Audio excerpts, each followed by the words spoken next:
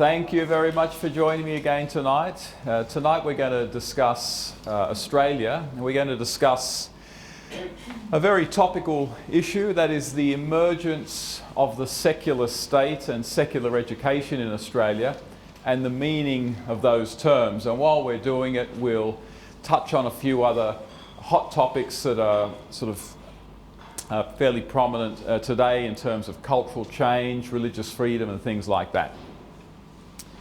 So where we're heading? Well, I want us to talk about, how has the meaning of the word secular evolved throughout Australian history?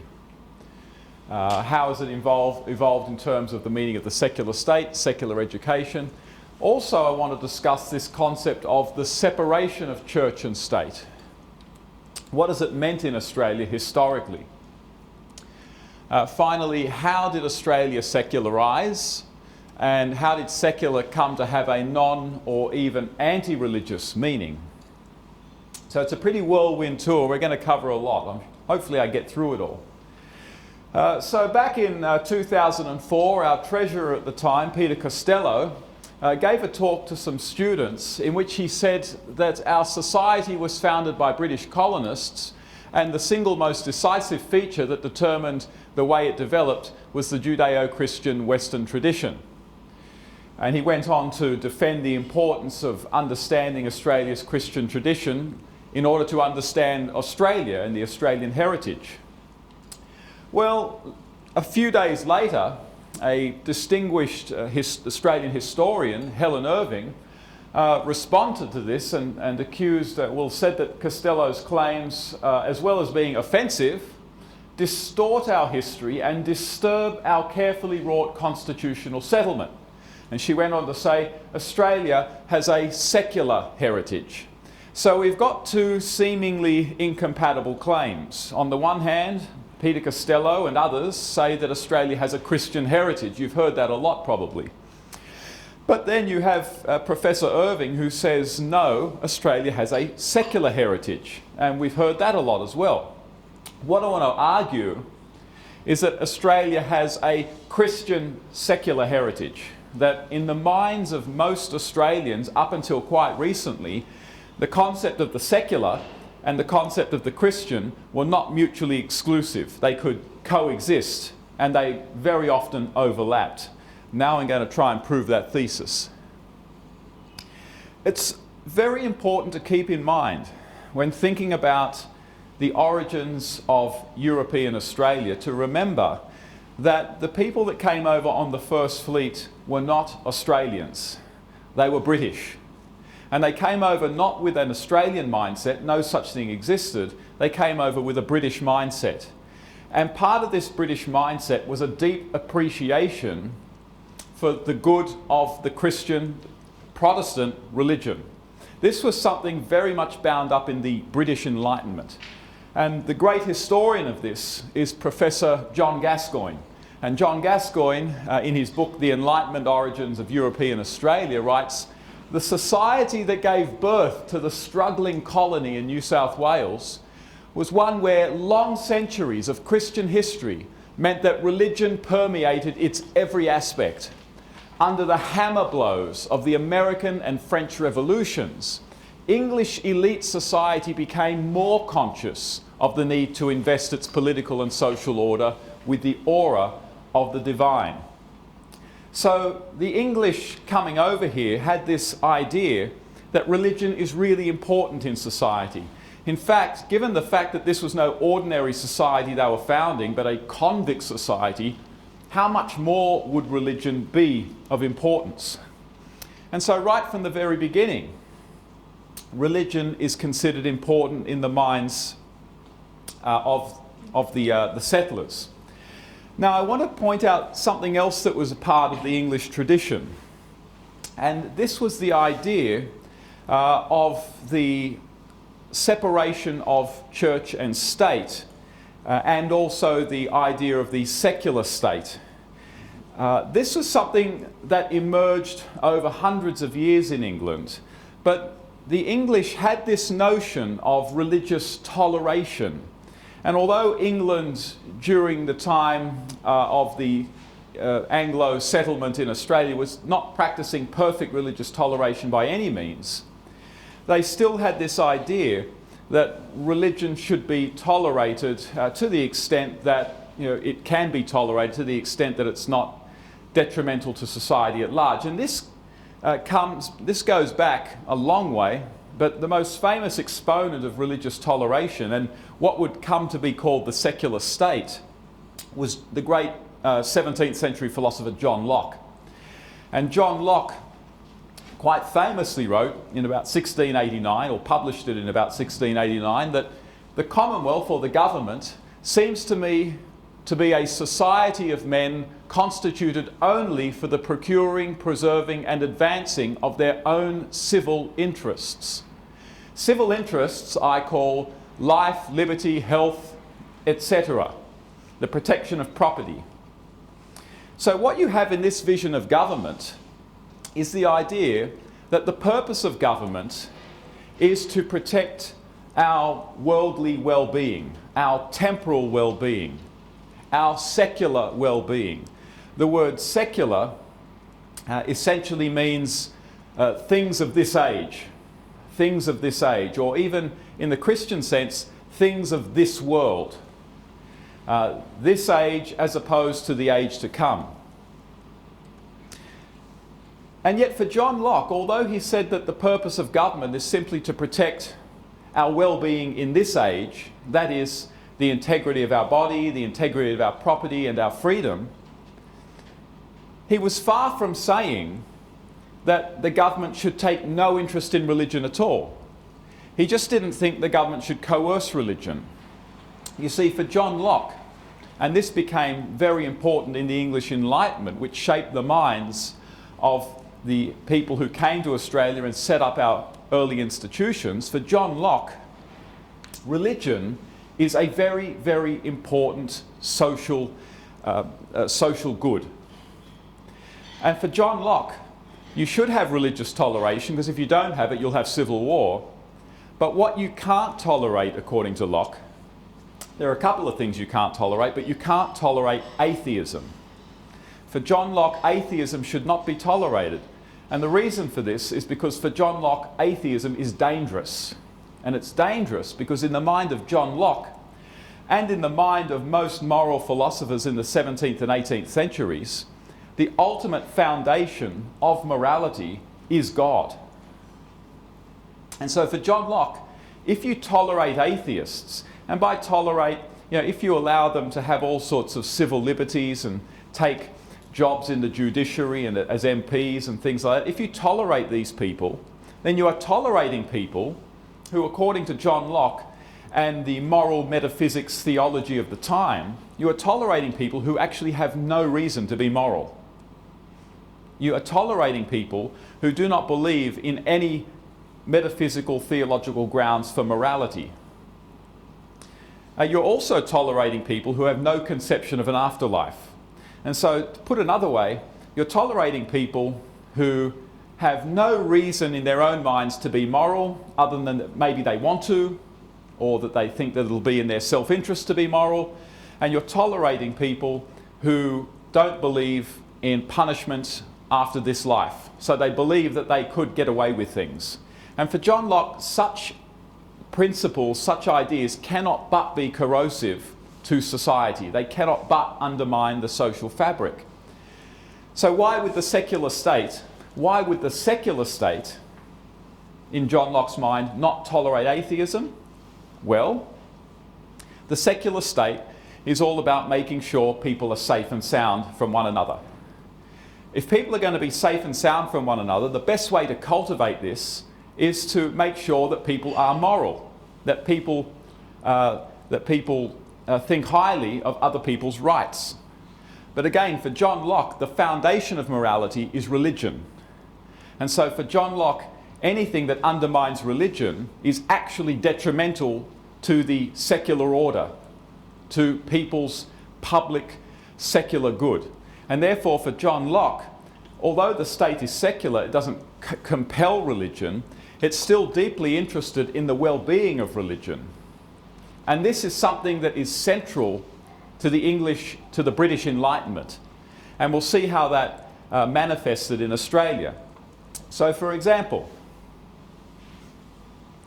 when Arthur Phillip comes to Sydney Cove, he is given orders from the Crown that he is by all proper methods to enforce a due observance of religion. Now, enforce because they're convicts. They might not go to church willingly. I suppose if they went to church willingly, they wouldn't have been out stealing fish and pieces of cloth by which means they got transported. And also that you are to take such steps for the due celebration of public worship as circumstances will permit. So right from the very beginning, it was law in New South Wales for the convicts to go to church. They didn't all go to church, and when they were forced to go to church, they burned the church down. But in theory, they were meant to. This is manifest again in 1836. I mean, there's so much more to the story, but in 1836, Governor Richard Burke sees that religion is really beneficial for public morality and therefore for social well-being. And so he says, right, from now on, out of the New South Wales Treasury, I'm going to set aside £30,000 a year to build churches and to pay clergymen. And this applied to the major Protestant denominations and to the Roman Catholics. So from 1836 onwards, churches are being built and clergymen are being paid out of public funds. Now, why would they do that? Well, because everyone at the time believed that if you want society to be flourishing, if you want people to be moral and therefore respecting one another's lives and property and that kind of thing, then they needed to be religious. It sort of manifests again in this quote from La Trobe. And La Trobe talking about the region that we now call Victoria. And La Trobe is worried because you have settlers scattered all throughout Victoria, very far from one another, with no churches. And this really worries him. And he says, unless some such course is pursued, that is, the government putting churches in Victoria, experience teaches us that this country will soon be in a state of heathenism. Well, so what if it's in heathenism? Our modern minds would say, well, so what if they're not Christians? Who cares? What difference does it make? But to the 19th century mind, this is bad because Christianity, he says, is the proper foundation for civilization and respect for human laws. Again, it goes back to Locke's suggestion and that principle of the British Enlightenment that the foundation of morality, the foundation of normativity, ultimately resides in God. It's also stated by Australian intellectuals at the time. So, Macquarie University is founded in 1850, and it's meant to be founded as a secular institution. But by secular, it doesn't mean that it's not interested in religion at all. In fact, in the original Sydney University Charter, it said that this institution is established partly for the progress of religion in the colony. The very first professor in Australia was the Reverend Dr. John Woolley. He was a minister. And this is what Woolley had to say about the relationship between religion, morality and the government. And he wrote this in around about probably the early 1860s. But he writes, in this way, thus do we vindicate to the church the religiousness of the state, and to the state the holiness of the church. Like this, we teach the citizen that justice and truth are derived from no human source and can be propagated upon no mere human authority. He goes on. Unless the motive of earthly virtue, of morality, is rooted in a better than earthly ground, it cannot long resist the shock of selfish passion or sordid interest. The churchman shall hear the voice of God in civil institutions. The citizen shall glorify the divine source of earthly virtue. This brings into view the real connection between the secular and the sacred, the holy and the pious. It teaches that they are not independent. Now that's a pretty amazing statement from Australia's first ever professor. Essentially what he's saying is that if the government is going to encourage a civil society, then people must view one another in a moral way. But he goes on to say, if the foundation of your morality, if your only reason for treating one another well is that it's in your self-interest, which is a lot of what we hear about today. Today we have this theory of morality called enlightened self-interest, which sort of says, well, you don't need metaphysics for morality, you don't need God for morality, you just need to realise that if you act moral, it'll be in your self-interest. It sounds kind of compelling until you think about it from a different angle. Because when you think about it from a different angle, it also means that, if you can get away with being immoral, then that's in your interest as well, and then therefore that's justified. Now, do you really want to live in a society where people's moral behaviour hangs on their belief that they can't get away with treating you immorally? Is that the kind of society you want to live in? In fact, for John Woolley, the answer is absolutely not. If society is going to be truly moral, then it has to be grounded in something more than our self-interest, more than our belief that, generally speaking, to be moral will work out well for us. But if I can get away with being immoral, well, why not? So for John Woolley, the enlightened self-interest version of morality just doesn't work. As a later moral philosopher, John Rawls, the great 20th century political philosopher, wrote, a person whose moral values always coincided with their own interests is a person who probably has no moral values at all. And for John Woolley, you need something much more authoritative than human will and human self-interest to ensure that we are going to treat one another well. And for Woolley, that must be God. It must be God. And so for Woolley then, the government must take an interest in people's religiosity. It must seek to ensure that as much as possible people respect religion, because that is the foundation of morality. And if you have strong morality among people, then people are going to be honouring one another's bodily integrity and property rights, and therefore the government finds it very easy to ensure people's secular well-being. The secular state is not the state that is indifferent to religion. In fact, it's a state that sees religion as very important, perhaps the most important thing in terms of securing people's secular happiness, their secular safety and well-being. It's stated again here in 1884 by Charles Pearson, who at the time was a very famous Victorian politician, educationalist, historian. And he says in Parliament in 1884, he says, the state cannot refuse now and again to interfere with religious matters.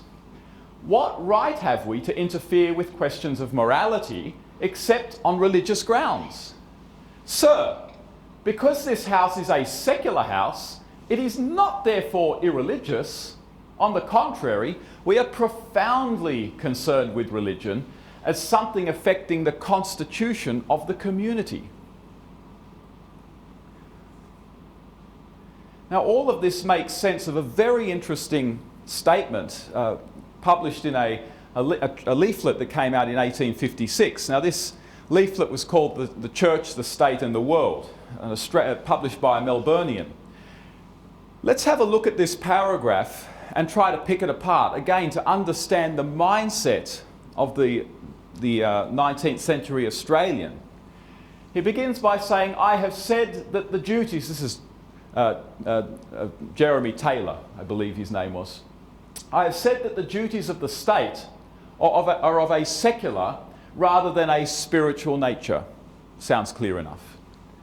That it has to consult the well-being of the community over which it presides by the enactment of laws calculated to promote the public good.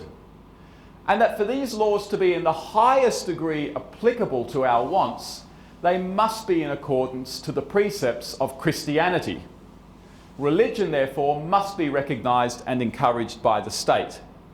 Now, what an amazing thought that he has here, because to the modern mindset, he seems to have totally contradicted himself.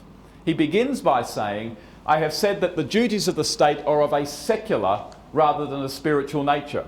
Then he ends by saying, oh, by the way, religion must be recognised and encouraged by the state. Now, to the modern mindset, this is a confused man. But when you get back into the mindset of the 19th century Australian, steeped in the ideas and ideals of the British Enlightenment, it makes perfect sense.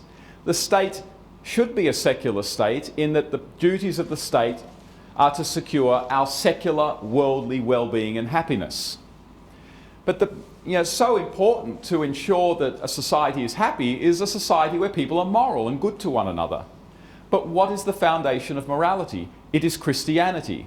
And therefore, the secular state does well in securing people's secular happiness by encouraging Christianity. So you have, in effect, a Christian secular state. Australia's heritage is not either Christian or secular, it is Christian secularity.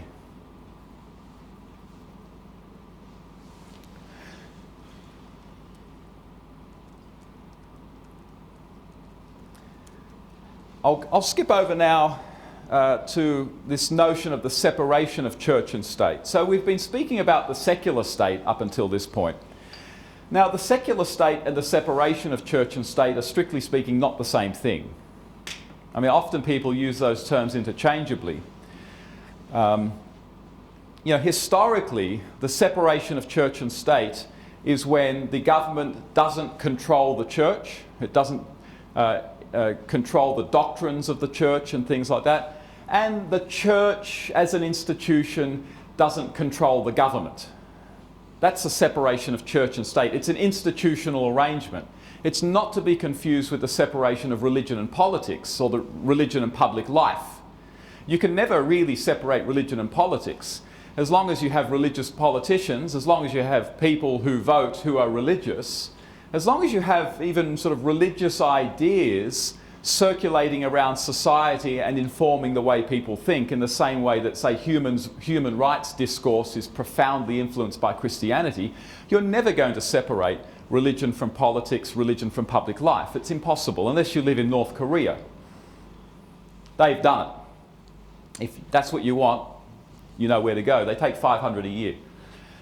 But the separation of church and state is very different. It's an institutional arrangement whereby one institution doesn't have a kind of constitutional domination over another. So, and the secular state, again, is the state that doesn't necessarily that doesn't sort of declare a particular religion to be the only religion that you can follow. It's a state, well, let me put that another way. The secular state is the state that doesn't seek to save souls. It doesn't seek to save souls, as opposed, say, to medieval governments that saw part of their duty in terms of ensuring that people were saved, and so they worked very closely with the church. So the secular state and the separation of church and state are not the same thing, and let me give you an example. So you have North Korea.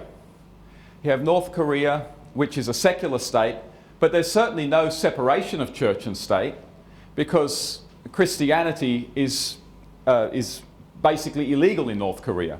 The same thing in China. There's no separation of church and state in China, even though China is a secular state, because the church is heavily controlled. In other words, the state very much grasps onto the church and controls it. They're not separated institutions, even though the state is a secular state, so they're not the same thing. The separation of church and state in Australia was an ideal basically defended by Christians, particularly Presbyterians and Congregationalists and Baptists and some Anglicans. It was largely an ideal championed by advocates of religious freedom and Christian people themselves. So the great champion of separation of church and state in Australia was John Dunmore Lang, the Presbyterian minister. There's a great statue of him in Wynyard Park in Sydney, if you want to go see it. And Lang, in his typically straightforward prose, he wasn't winsome. This is the day before winsomeness. It's a terrible, terrible time. No nuance whatsoever. And Lang said, the grand master device of Satan's policy for the neutralizing of Christianity, as a plan of God's devising for the reformation of this fallen world and the moral renovation of his creature man, has been the union of church and state. For John Dunmore Lang, when church and state are unified, that just corrupts the church. And in the case of Australia, what the separation of church and state folk wanted was for the state to stop building the churches and funding the clergymen's stipends. They wanted to end the Church Act that began in 1836. They thought that as long as the government is funding the churches will become corrupted. Because take, for example, let's say you have a minister in a church who isn't particularly moral in his private life, doesn't actually believe the tenets of Christianity. Well, as long as the state is paying that minister's stipend, that minister's always going to have a job somewhere, and it corrupts the church. But if you have a situation in which congregations are the ones who are paying the salaries of their ministers, then if a minister is not really a believing Christian or is living an immoral, dissolute life, then they can get sacked by the congregation and good ministers can come in. That sort of keeps the church pure.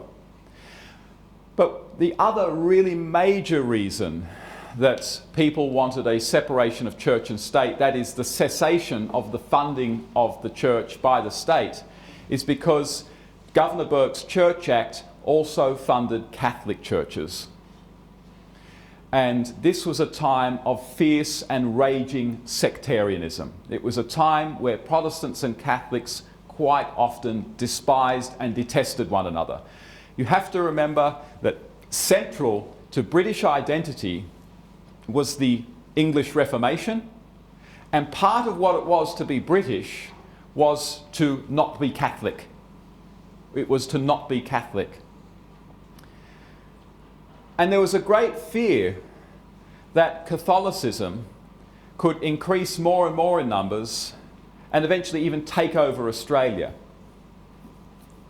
There was a large proportion of Irish Catholics in the convict population. And so Australia actually had an unusually large minority of Roman Catholics for a Protestant country, if you like. And that really worried a lot of Protestants, because as far as they were concerned, what the state is doing when it's building churches, it's actually aiding Roman Catholicism in its project to take over Australia and hand it over to Rome. That was very central to J.D. Lang's mind. And so behind the movement for separation of church and state, that is the defunding of the churches, was the idea that this, more than anything else, will prevent the spread of Catholicism. Because they thought, you know something, Catholics, they're basically alcoholics, let's face it, and they're very poor. They can't support their own churches. If the state withdrew its funding, the Catholic churches would stop being built, and Catholicism could be stamped out in a generation. And so there were sectarian reasons for why people wanted the Church Act abolished. And in fact, the Church Act was eventually abolished, and the last state to fund churches by the government was Western Australia, and it stopped it in the 1890s. It stopped in New South Wales in 1862, and every state stopped at a different year. The first state to stop it was South Australia. So, in brief, the separation of church and state was mainly about the defunding of the churches by the state and letting the churches stand on their own 2 feet. It was also about ensuring religious freedom and non-discrimination. People who wanted the churches defunded didn't like the idea that the Anglicans were getting much more than everyone else because their numbers were greater. And it was a religious freedom issue, and what they would have called at the time a kind of religious conscience issue, because they found that they had a conscientious objection, that is, many Protestants had a conscientious objection to their money being taken and given to Roman Catholicism or given to the Church of England, religions against which they conscientiously objected. And so it really was a kind of freedom of conscience issue. And certainly the ideal of freedom of conscience, although in some ways its meaning over time has changed, it has always been a part of Australian political discourse. An excellent book on this, it's an old book, but it's one of the best books of Australian history ever written, is Douglas Pike's book, Paradise of Dissent, his History of South Australia. An incredible book, a great book. Finally, the separation of church and state did occasionally refer to the withdrawal of funding from denominational schools. And so we've sort of got some inkling of what the secular state meant. Let's look at what they tended to mean by secular education. Now, what I want to argue now is that secular education was kind of like the idea of the secular state. That is, that central to most people's understanding of secular education was not the idea that secular education should have no religion whatsoever, kind of like how it's meant today in some ways, but it was the idea that education should teach a general Christianity that didn't exclude Catholics or Protestants. Now that sounds so counterintuitive, but I want to explain why this is the case. You see, schooling has never just been about the 3 R's, reading, writing and arithmetic. It wasn't about just teaching writing and counting skills in the 19th century, and it's not about that now. All schools nowadays teach children values. They teach them about toleration and that kind of thing. Back in the 19th century it was no different. They thought education is also about creating good citizens. And a good citizen is a moral citizen. And what is the foundation of morality? Christianity. Therefore, an education system that taught no Christianity could not possibly be an education system that produced moral children. And so again, if the purpose of public education is to secure secular well-being, to produce good citizens, then again, religion must be included in that. So again, secular education becomes education based on Christianity, but what they called at the time a non-sectarian form of Christianity, or non-dogmatic Christianity, non-denominational Christianity, just general Christianity, mere Christianity, as C.S. Lewis would call it. There were all sorts of problems with this, which I'll go into. A typical view of education was said by J.T. Smith in the Victorian Parliament in 1867. This was a typical view of the time. I cannot see myself how any sound, useful education can be imparted apart from religion. We may sharpen the children's intellects, but we cannot make them good citizens if we are to exclude religion from their training. Here's another one by George Rusden, one of the architects of education in New South Wales, a very, very important Victorian New South Welshman. And he wrote, "For the sake of national happiness and of national honour, of religious earnestness and religious liberality, of every quality which can render a people great and good, I look forward to the time when a sound, secular, moral and Christian education shall be the right and privilege of every Englishman."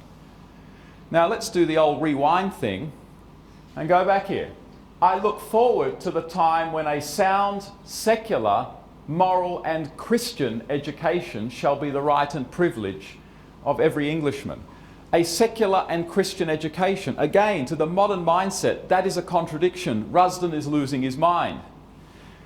But to the 19th century mind, that makes perfect sense, because secular doesn't necessarily mean the absence of religion. It means that which secures people's worldly well-being.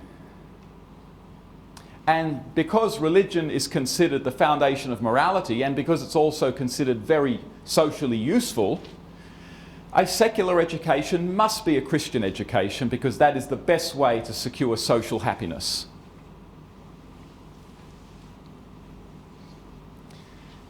It all comes out very nicely in this particular document. There's so much of this document I'd like to talk about, but I'll give you a couple of quotes from it. Now, one of Victoria's leading educationalists was George Higginbotham. And Higginbotham chaired an education report which was published in 1867. And this was Higginbotham's view of ideally what education in Victoria should be like. Notice I'm using a lot of Victorian examples. I want the Victorians in Australia to know that things have not always been the way they are now. And Higginbotham writes, the drawing out in the mind of the child of the sense of its relation to God and of the duties which flow from that relation, we believe to be essential and indeed by far the most important elements in the education of the child and the formation of its character. Teaching of this kind, together with such religious exercises, for example, a prayer or a hymn or the reading of some version of the scriptures, as may be calculated to give it aid and effect, should be encouraged and stimulated in public schools instead of being forbidden. What an amazing quote. Now, in this report, what they did was they went around all Victoria asking school inspectors all sorts of questions about how the schools are being run and also what parents think of how the schools are being run. And one of the questions they asked the inspectors was, well, what do the parents think about having, religion in the schools? Do they mind? And here's one of the answers. Higginbotham asks Joseph Geary, an inspector for the Board of Education, he says, have you been able to ascertain anything in your district of the wishes of the parents in regard to religious instruction? Geary says, I have. I have made it a subject of inquiry constantly, and they are invariably in favour of it. If they are spoken to about secular instruction, they will tell you that they are in favour of it. But they mean by that they mean that they always have a chapter of the Bible read every morning.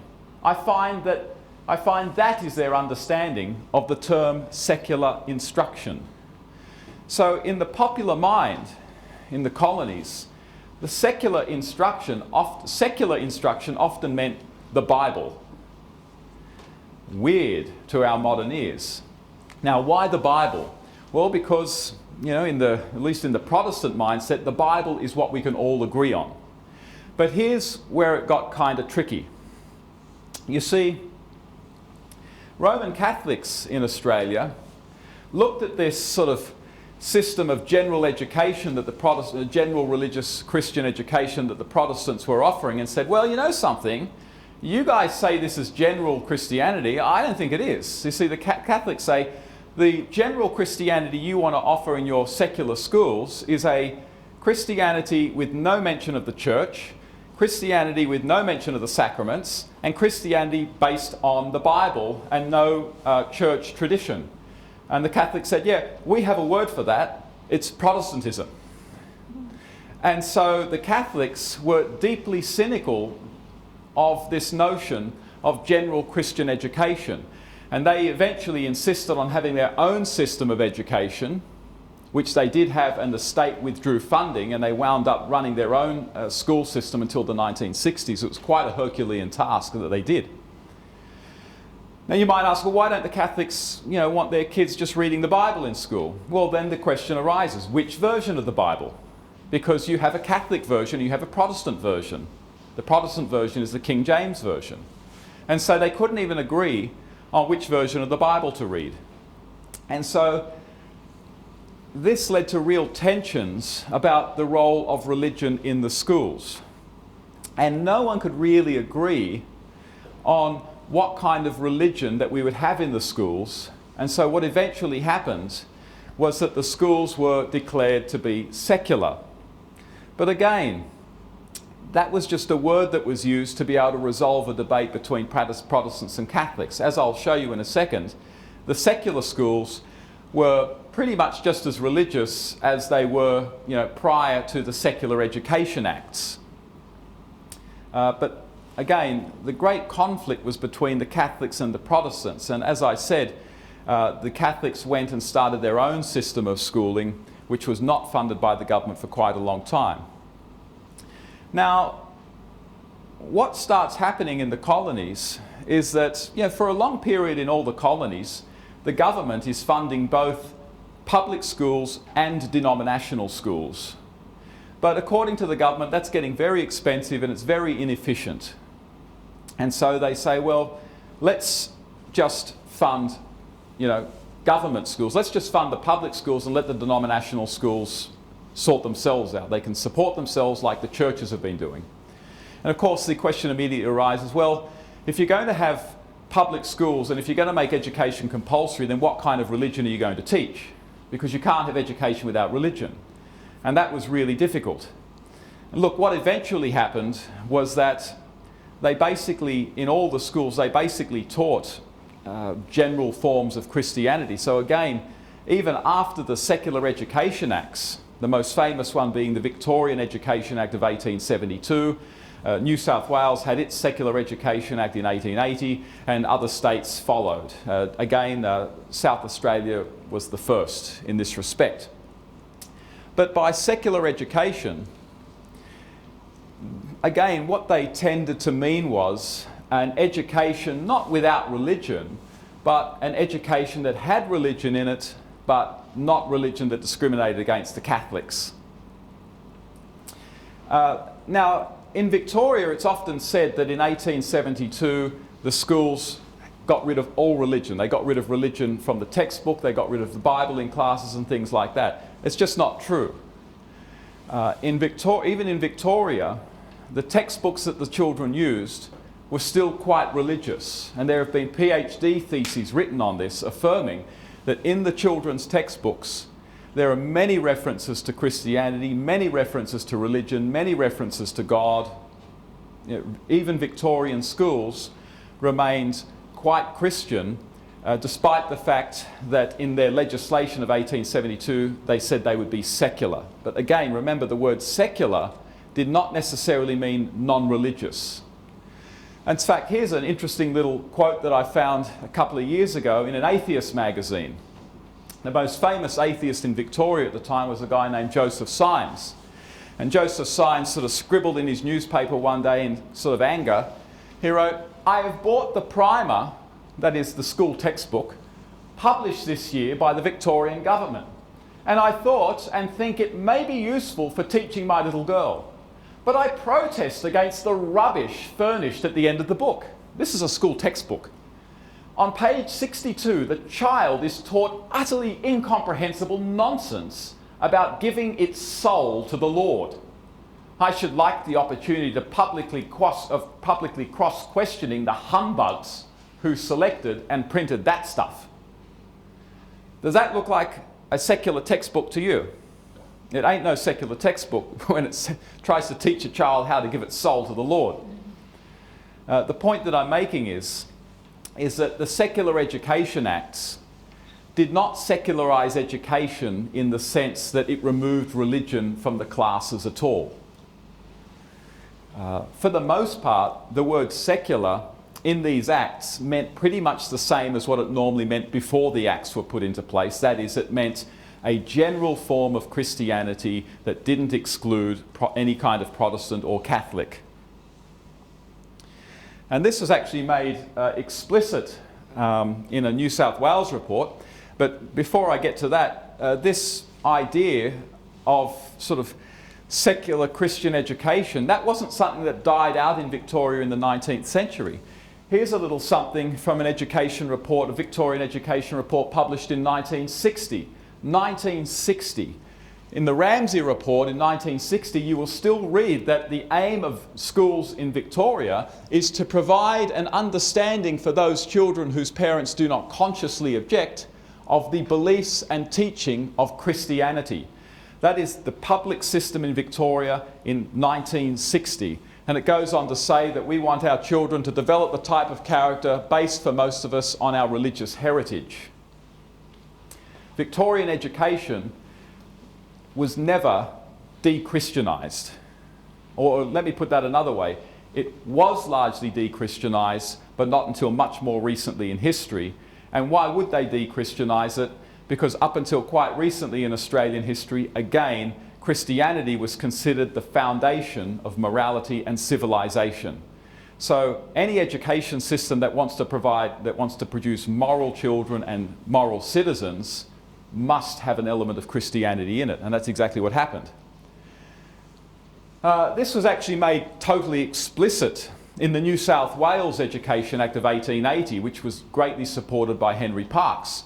So in the New South Wales Education Act, it says that, schooling will be compulsory, free and secular. But it goes on to define what secular means. The Victorian 1872 Act never defined secular. But the New South Welsh people, they did. And they said, in all schools under this Act, the teaching shall be strictly non-sectarian. But the words secular instruction shall be held to include general religious teaching, as distinguished from dogmatical or polemical theology. Wow! Secular instruction will include religious teaching. Go figure. But now you know why that made perfect sense to people back then. So I've spoken about the concept of the secular state, and I've spoken about the concept of secular education. And certainly the great myth that Australia's secular heritage means that its heritage wasn't Christian is now totally unbelievable. And again, you'll notice that I'm not asking you to believe me. Every document I have shown you has been a primary source. It has been from the pens and from the mouths of the people at the time who created these laws. So please don't believe me, believe the people at the time. Now, what about our constitution in Australia? Now, people say that our constitution is a secular constitution. People say that our constitution has a separation of church and state. Well, yeah, in a way it is. The first Prime Minister, Edmund Barton, said during the constitutional debates in 1897, he said, the whole mode of government, the whole province of the state is secular. The whole business that is transacted by any community, however deeply Christian, unless it has an established church, unless religion is interwoven expressly and professedly with all its actions, is secular business as distinguished from religious business. And he goes on. Now, when you read Barton and when you read the Federation debates, and there are thousands and thousands of pages of it, what you discover is that when they mean a secular state, they're not meaning a state with absolutely no religious influence at all. It's hard actually to piece together exactly what they mean because they're often not very clear. But what they seem to mean is that a secular state is not a state that enforces religion on other people. It is secular in John Locke's sense that people won't be coerced to believe one religion or another. But it's not secular in the sense that there's this expectation that, politicians won't be religious. In fact, you've got to remember that the very same Constitution, in its preamble, it actually invokes the name of God. It says, humbly relying on the blessing of Almighty God. Now, it's true to say that most politicians didn't want that in it, didn't want that in the Constitution. But the reason they didn't want that in the Constitution wasn't because they were sort of anti-Christian. It was because they just knew that if they brought that into the Constitution, you'd have all sorts of sectarian warfares between Protestants and Catholics potentially flaring up again. They were also afraid that if you brought the name of God into the Constitution, then in the minds of some people at the Federation conferences, they thought that might open the door for the establishment of a state religion or the passing of laws which coerced people to perform particular religious practices. You see, they looked to America, and they looked at America and they said, well, in a lot of America's judicial decisions, the notion that America is a Christian country is invoked, and they use those things to enforce Sabbatarian laws, the closing of shops on Sundays. And some Federation delegates said, well, we don't really want that here, and therefore we better keep God out of the Constitution. It wasn't about being anti-Christian, it was just about this fear that once you brought God into the Constitution, it might kind of lead to people justifying religious laws and religious coercion. And so the solution eventually became that, well, it was obvious that Australians in their thousands wanted God in the Constitution. The Federation conventions received tens of thousands of signatures from churches all around Australia saying, we want you to have God in the Constitution. And there was this vague threat that if you don't have God in the Constitution, we will vote against federation. And so they thought, well, okay, we're going to put God in the Constitution. But to sort of alleviate any worries that this might result in some kind of religious coercion, they put in section 116, section 116. And section 116 is what people generally refer to when they say Australia is a secular state or Australia has a separation of church and state. Now what section 116 says is exactly this. Here it is. The Commonwealth, the government, the federal government, shall not make any law for establishing any religion or for imposing any religious observance or for prohibiting the free exercise of any religion, and no religious test shall be required as a qualification for any office or public trust under the Commonwealth. Does section 116 prohibit any sort of religious influence in politics or public life? Absolutely not. Does it prohibit the possibility that ordained clergy people can also be members of Parliament? Absolutely not. In fact, it actually permits that. It says that there will be no religious qualification for any office. Now that means anyone who says, well, such and such a person is an ordained minister, therefore they shouldn't be in Parliament, well, they're actually applying a religious test. That actually contravenes the Australian Constitution. What section 116 basically guarantees is an element of religious freedom, that the government will not coerce religion. That's what it is. So if you're going to say Australia is a secular state or Australia has a separation of church and state based on 116, fine, as long as you understand exactly what 116 is saying. It's basically saying the state is not going to force someone to be of a particular religion. It's not going to stop someone from being of a particular religion. It's not going to set up one Christian denomination to be the official Christian denomination of Australia. And it's not going to apply a religious test for someone who wants a Commonwealth office or a public office. That's what it's saying.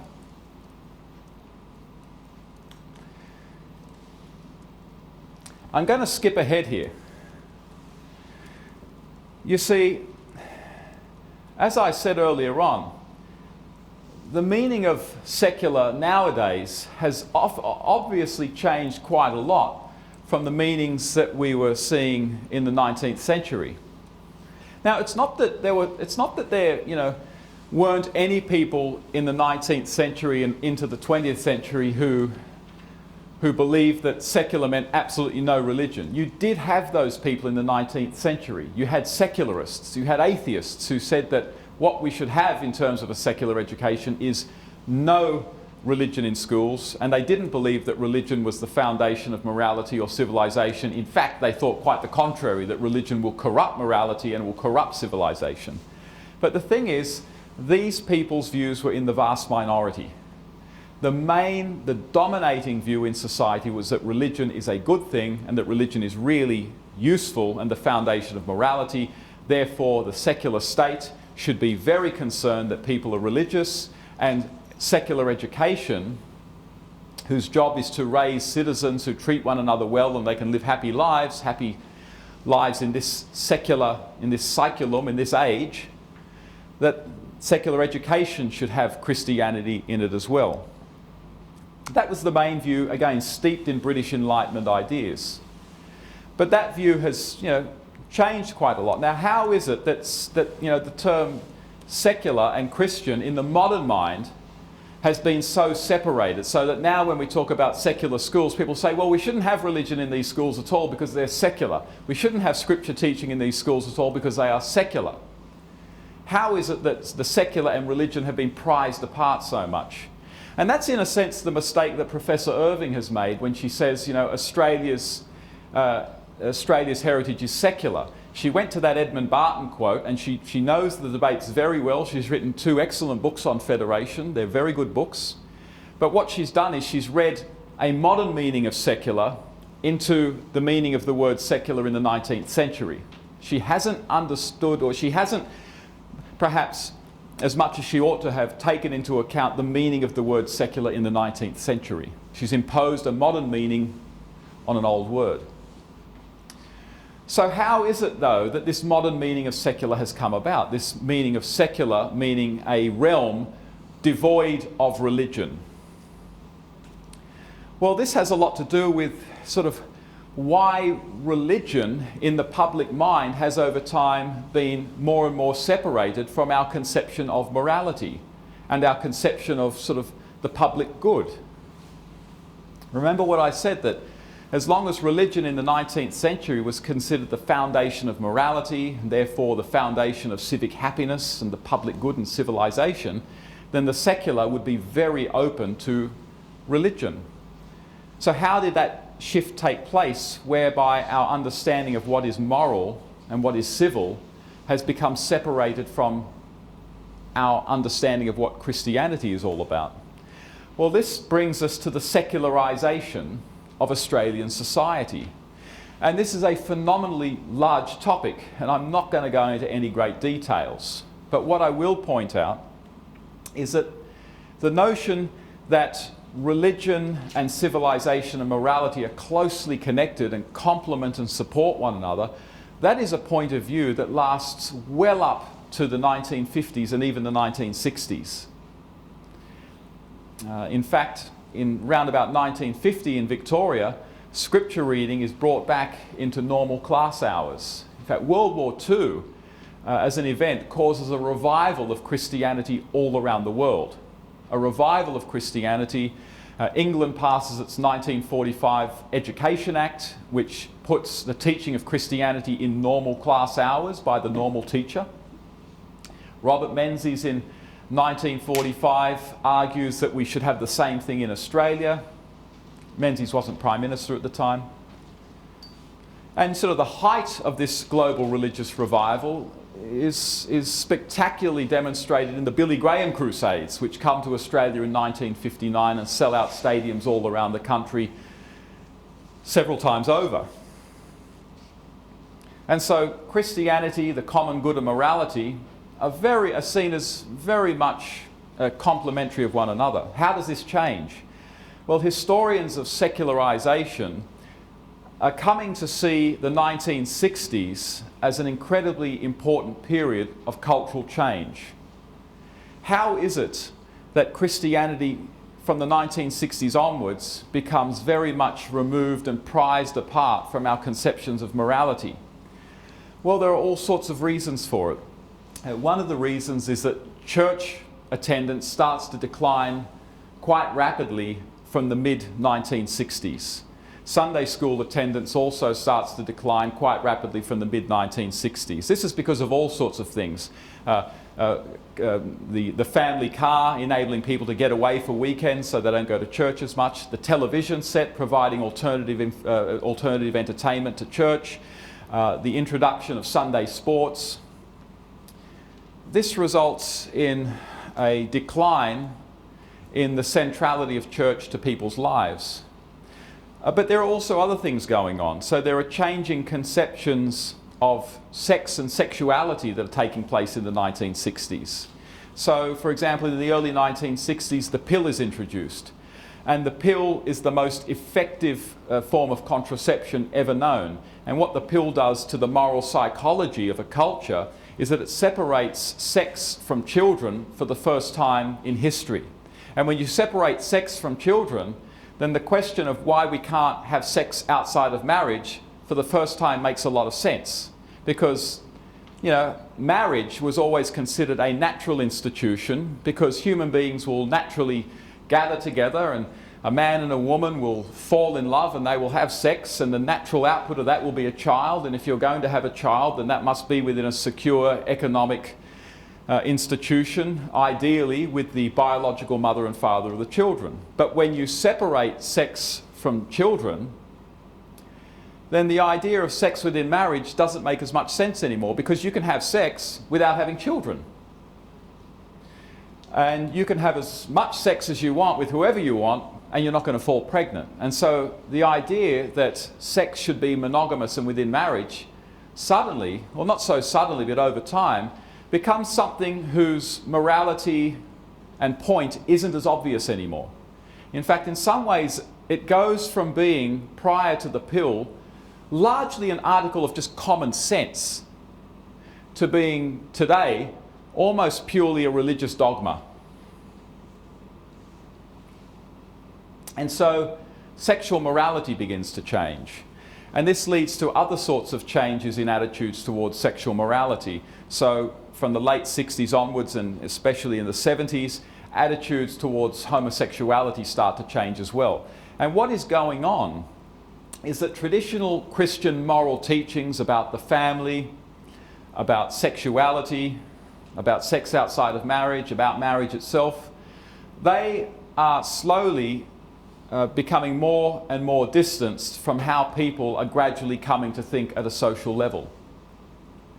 And take the question of homosexuality. Homosexuality goes from, in the 1950s and 60s, being considered something that is sinful and unnatural by everyone, pretty much, whether you're religious or not. There are some, yes, there are some people who don't see it that way, but the majority of people see homosexuality as sinful and unnatural. And it goes from being that in the 1960s to, today, being seen as, generally speaking, okay. Yeah. Not for me, I wouldn't do it, but if you want to do it, that's fine, none of my business. Whereas much Christianity in Australia has stayed in the original sort of homosexuality is sinful and unnatural stage.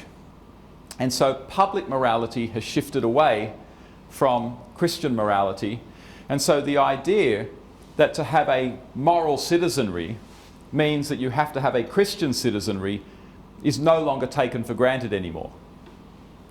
And so the idea that you have a secular state and a secular education that is designed to create good citizens who will respect one another and protect one another's rights and property, the notion that that has to be undergirded by Christianity now is no longer accepted for the most part, because people generally don't believe that morality and Christianity are the same thing. They've been culturally separated because of all kinds of secularizing forces.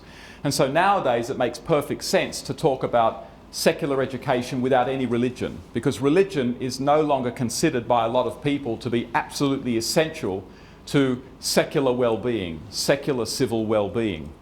Religion has been privatized. It is now seen as a private matter. It's interesting to think that also during this period in the 1960s, the sectarian tensions between Catholics and Protestants have really died down a lot. They've died down an awful lot. And now actually, Protestants and Catholics aren't really at one another's throats as much anymore. Although you've still got some tensions in some sectors, but because society has become a lot more secularized, people don't necessarily take their Protestantism and their Catholicism quite as seriously anymore, so they can get along with one another a lot more. But the other thing is that Catholicism and Protestantism have kind of been pushed together as a single front against a common enemy, communism. And so with the decline of sectarianism in Australia, guess what begins again that ended in the 19th century because Catholics and Protestants hated one another? State funding of denominational schools. So state funding of denominational schools resumes again in the mid-1960s. And it resumes with not a whole lot of public fuss. And it's at the point today where around about 33 to 35% of school children are members of denominational schools that are funded by the government. In actual fact, what we've gone back to in our education system is the system that we had in the colonies prior to the Secular Education Acts, whereby the government would fund both a public and a denominational system. That breaks down completely because Protestants and Catholics don't like one another, and Protestants lobby to have all funding stopped so the Catholic schools hopefully go broke. They don't. But when the sectarian animosities disappear, funding of denominational schools comes back in Australian history. The point is that the fate of denominational education in Australia, the fate of religious schools in Australia has always hinged on sectarianism. When sectarianism is high, denominationalism is threatened and disappears. When sectarianism is low, denominational schools are funded and no one really minds too much. culturally speaking, let's go back to the place of Christianity in Australian culture today and the question of the secular state and secular education. Remember a short time ago I showed you a page from the Ramsay Education Act in Victoria in 1960, and it said one of the aims of education is to produce Christian citizens, if you like. Well, this is what we're more likely to read today. So today there are all sorts of controversies over whether scripture should even be taught in voluntary scripture classes in schools, let alone compulsory scripture classes, which they fought over in the 19th century.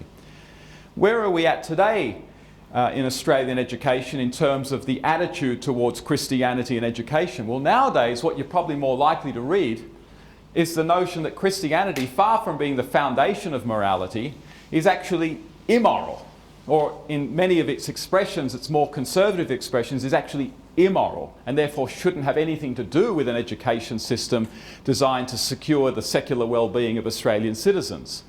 And so here's something that's fairly typical. So the Beyond Blue CEO, Georgie Harman, said that a particular religious textbook used in scripture classes were damaging and wrong. And the CEO says, it is not okay to make any young person feel that being different is wrong. Messages linking gender identity and sexuality with sin or uncleanliness are archaic, and to suggest something is deeply wrong with people who express their true identity is disturbing.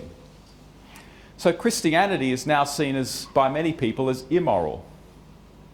It's interesting when it says that these Christian ideas are archaic. That's exactly how Protestants used to talk about Catholics. They talk about Catholic ideas as archaic and superstitious. We'll get back to that shortly.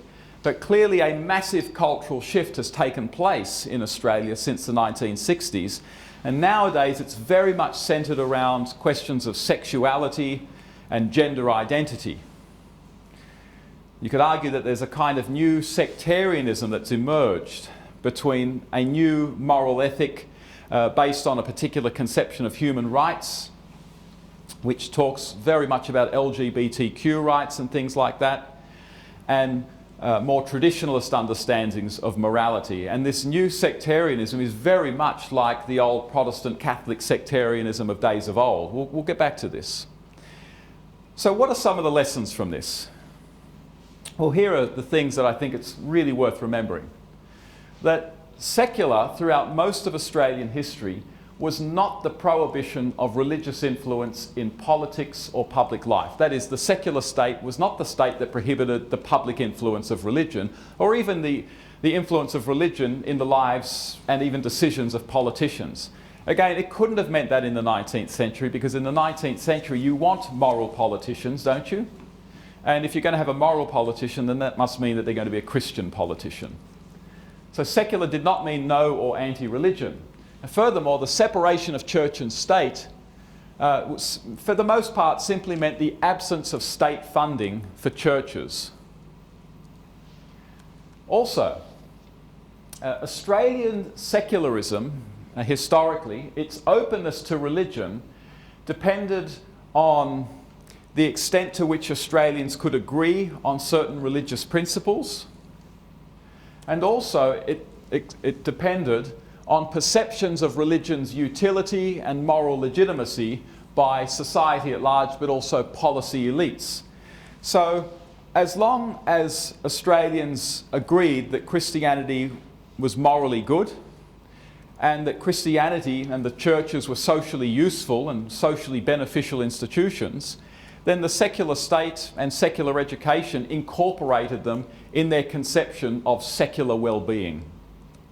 But also historically, once that general conception, especially that conception of the goodness of Christianity among policy elites, when that started to decline, then the closeness of Christianity and the secular order started more and more to be pulled apart, because Christianity was no longer seen as something that was necessary for secular well-being and happiness.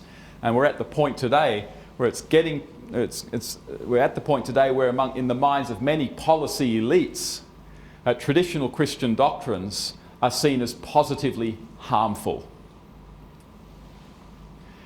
And so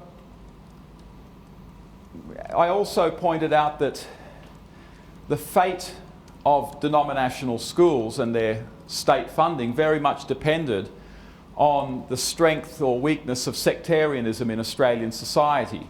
When sort of animosities between Catholics and Protestants ran really high, the state would not fund Catholic schools or denominational schools because it was deemed too socially disruptive. Certainly the Protestants didn't want the Catholic schools funded. But when sectarianism died down in the 1960s, 1970s, and there was a period of a good, maybe a good 30 years when Australians weren't at one another's throats over a religion or ideology. That period is probably ended now. But when sectarianism is low, no one is really questioning the legitimacy of denominational funding for denominational schools, or at least no dominant voice is doing so. So this brings me to a final reflection, and it is that nowadays traditional sort of conservative morality and traditional conservative Christianity, sort of far from being considered moral and good for society, are by many being considered mere forms of bigotry. Bigotry disguised as religious liberty is still bigotry. It seems in actual fact that in Australia over the last 20 years, a new sectarianism has emerged. You know, like I said in another lecture, it's not so much that human beings become any less religious over time. It's that they channel their religious energies and their religious zeals into different religions or different ideologies. And it seems that we're living in a very ideological age right now. And I've sort of discussed those sort of two contrasting ideologies. But this idea that there may be some kind of, we call it the culture wars. That is this battle between sort of traditionalists and self-proclaimed progressives for the soul or the identity of the public institutions that create and shape citizens, courts of law, schools, and things like that. Think of recent controversies in Australia, and these can, you know, be projected onto other parts of the world as well, but safe schools. Safe schools is considered a very progressive policy in terms of making transgender children and other children feel included. And that has become a real focal point of the culture wars, because the traditionalists are saying, well, actually, no, this is quite harmful. And the advocates of safe schools and this particular approach to questions of social normativity, gender and sexuality say, well, in actual fact, what we're doing is good and proper, and your religious views are harmful. Your religious views are superstitious, they're outdated, they're harmful, they're dominating. Again, exactly how Protestants used to talk about Catholics 100 years ago and during the Enlightenment period. Scripture classes. Why do some people want to basically have scripture classes removed from schools? Well, because scripture is considered a bigoted book. The Bible is considered a book of bigotry, and that it will only damage people's mental health. Religious freedom, that's another one. You see, a lot of Australians in the 19th century didn't think Catholicism should be permitted. In fact, Catholicism at first in Australia from 1788 is actually banned. It's illegal to be an active Roman Catholic, and convicts are actually forced to go to Church of England church services. And why is Roman Catholicism banned? Why don't they have religious freedom for the early part of colonial Australia? Because Roman Catholicism is not considered a religion that is good for the public, for public well-being, for civil society. It is considered a dangerous religion, one that seeks to undermine goodness, one that the more it is contained, the better. You don't extend religious liberty to Catholics. But that's exactly how many people now are talking about Christian and religious institutions in Australia, especially religious schools. They are seeing these institutions as archaic and harmful, and that the state should not be funding them and the state should not be allowing them to be able to discriminate in terms of who they accept as students and who they accept as staff members. And the whole point behind that is that they would like these institutions basically to close down.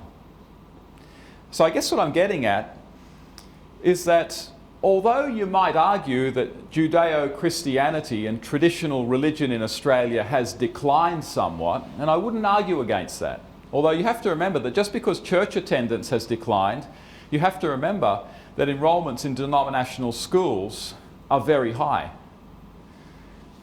So you've got to be careful about exaggerating the secularity of Australian society, although again, I don't want to completely dismiss that idea. Although traditional Christianity in its Protestant and Catholic varieties have declined in numbers, so about 50% of Australians identify as Christian now, 30% identify as no religion, which should not be confused with atheism, we are still, I think we're still just as sectarian in some ways as we were 100 years ago.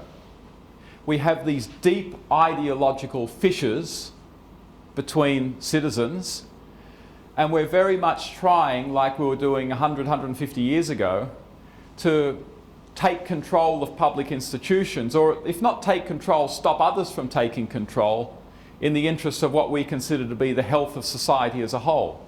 Again, this is called the culture wars, and this was spectacularly on display in the recent same-sex marriage debate in Australia. When you think of the same-sex marriage debate in Australia of late, that was almost indistinguishable from the old sectarian bitterness in Australian colonial society, where both sides were accusing the other of being very socially harmful. And it must be said that the greatest vitriol, without doubt, in terms of coming from mainstream prominent spokespeople of one side, certainly came from the Yes case for same-sex marriage. And when you listen to what the Yes case was saying, they sounded just like bigoted Protestants in the 19th century trying to silence Catholics, telling everyone that Catholics were just a cancer on the social good, and also trying to destroy the careers of Catholics as well. In other words, I guess what I'm saying is not much necessarily has changed in Australia. Thank you very much.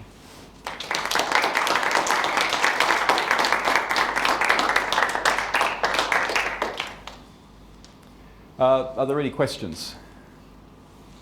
Yes, Frank. As I've been listening to you today and also in previous lectures, I wonder whether to some extent Christians have dug their own grave. Have Christians dug their own grave? Wow. That's an interesting question. Well, did you want to elaborate on that? Yeah, well, I was just listening at the sectarianism, which was very prominent, say, in the 1890s and the end of the 19th century in Australia. I can think even of where I live at the edge of Sydney, at the Campbelltown Presbyterian Church. Yep. And it had a man and a dog who went to church, but they were still very anti-Catholic, who were just around the corner. Yes. So you have that as having influence in society in terms of what you were saying in terms of funding, for instance. You have the same kind of the wars that existed previously, between Catholics and Protestants. You have a history that goes back in continental Europe and England and so forth, Christian against Christian. Yes. And what I'm saying is, to what extent is our lack of love for each other, really the root cause of so many problems? To what extent is the sectarianism part of the root cause of the problems? To what extent is the fact that we couldn't get along with one another, or our lack of love for one another, the root of our problems? That is actually really hard to say. The first thing I would say is that we want to remember that at the time in 19th century Australia and 18th century England, and Protestantism was part of what it was to be English. It was part of what it was to be enlightened. I mean, a lot hanged on it, much more hanged on it than does now. And so for people to countenance the possibility that their nation could become less Protestant and potentially more Catholic, it's kind of, if you wanted a modern analogy, it would be kind of like this. How would you like Australia going from being a human rights observing country to becoming a little more Sharia law? That would really concern a lot of people, because the notion of Australia being a human rights, equality between the sexes kind of country is not a trivial or marginal aspect to our conception of why Australia is such a great country. It's absolutely central to it. And so anything that we think is possibly a threat to it, we would understandably be very hesitant to approve it, to fund it, or to celebrate it.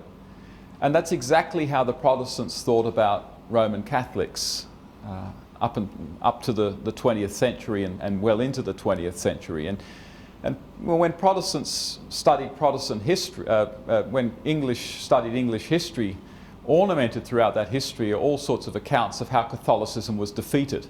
It was defeated by Henry VIII by booting the Pope out with the Act of Appeals. It was defeated by the Spanish Armada. They didn't forget that the Pope in 1570 excommunicated Elizabeth. And there were other sorts of things, the influence of Catholicism among the Stuart kings and things like that. That is, to be Protestant and to be English were very close together. And so any perceived threat or dilution of the Protestant nature of culture, of the English culture, was considered a threat to Englishness and Enlightenment itself. Again, like a threat to Australian conceptions of fairness and equality. These are not things that we take lightly. Now, all I'm really doing is placing the sectarianism within its historical context and trying to create some empathy in our minds. Because let me tell you, when I first started looking into this, the first thing I thought was, why can't these people all just get along? You know, why can't they just get along and allow Catholic schools to exist, fund the Catholic schools, fund the Protestant schools? We know in hindsight that the Catholics were never going to take over. Why can't they just get along? Well, put it in today's language, yeah? Why can't advocates of human rights, Western equality, and advocates of Islam and limited Sharia law, why can't they just get along? Why can't we just have some limited funding for Sharia law, happily fund Muslim schools, and, you know, whether the Muslims and Sharia law grow in number, whatever, why can't, I mean, when we put it in that context, we sort of get some of the idea of how the earlier Protestants felt. But on another note, did the sectarianism between Protestants and Catholics have some impact on people's religious beliefs? I find it hard to believe that it couldn't have. That it couldn't but have had, for some people, a detrimental effect on their belief in Christianity when they see self-described Christians basically not loving one another, and when they see Christianity split in two. That must have a detrimental effect on public religion, but it has to be said, it has to, on at least some element of the psychology of the public with regards to religion, but it has to be said that religion did remain strong right up to the 1960s, and that is something we must take into account. That notwithstanding the fierce sectarian conflicts between Christians, Christianity remained very strong up to the 1960s. So if we're going to explain the secularization of the nation at the popular level and the institutions, if sectarianism had any part to play, I think it would have been a minor part. And I think we'd have to go back to the sorts of social forces emerging in the post-World War II era for the major explanation. But I have to say, you know, I think when I first started looking at this, I said, oh, if you Catholics and Protestants could just agree, then you could have had robust Christianity in your schools. Maybe it's true, but at that point I'm not thinking like a historian. But it's a pretty good point. Thanks for the question. Yeah. Yes? How does secularization in Australia compare with secularization in other Western societies? Yeah. Is it largely the same? Are there any significant distinctions? And do you see us sort of following the footsteps of Western civilization? Yeah, how does secularization in Australia compare to other countries, and are we going to follow down a continued path or become more like Europe? Secularization, I mean, at the end of the day, most of Europe, certainly Australia, New Zealand, Canada, secularized quite rapidly from the 1960s onwards. I would say that, you know, different countries are more or less secular than others. So, for example, Catholic countries in Europe tend to be far less secular than Protestant countries. And that's actually an important point to make, that for the most part, secularization is something that really affected Protestant countries far more. One obvious example would be France, but France goes through a very anti-Christian French Revolution in 1789, and so it's a kind of unique case. But countries like Spain and Italy and Poland, they are still much more outwardly Catholic than countries like Australia are outwardly Protestant. But still, Western Europe goes through, you know, rapid secularization with Australia, as does England. So I'd say that there aren't huge differences. Like I said, some European countries are more secular than others, and more secular than Australia. So, for example, the Czech Republic is arguably the most secular country in Europe. It has very high rates of atheism, very low rates of church attendance. It's more secular than Australia. Italy is nowhere near as secular as Australia. But by and large, the pattern in Australia, you know, isn't very different from the pattern in other secularized countries around the world. An exception is America. America is kind of the exception to the secularization thesis, because America certainly went through modernity, a very scientific, capitalist country, and yet it's still quite a religious country. It's a very religious country, actually, in many ways. What is the future path for Australia in secularization? Well, it's really hard to tell. I don't like to make those kinds of predictions. I mean, history, there's nothing inevitable in history, and it may turn out that over the next 100 years, Australia will continue to become less and less Christian. A lot of this depends on all sorts of factors. One of them is immigration. See, with immigration, we haven't historically taken large quantities of people from, well, I mean, after World War II, you certainly take large quantities of people from Western and Eastern Europe, and they're, you know, just as Christian as Australians are. But who knows where immigration may go in the future? You may find that a lot of the people who come to Australia come from Christian or Muslim backgrounds. In fact, they almost certainly will. And for the most part, the people coming to Australia nowadays are not from secularized countries. They're from, or at least they're from countries that are much more religious than Australia. So if Australia continues a fairly high immigration rate, then you could actually see an increase over the next 100 years in national religiosity. Exactly what that religiosity will look like, I don't know. Will it be an increase in Christianity? Will it be an increase in Islam? Will it be a bit of both? I'm not too sure. There are all sorts of interesting contingencies. So I don't really want to make any kind of prophecy about the future of secularization. I just don't know how things will look.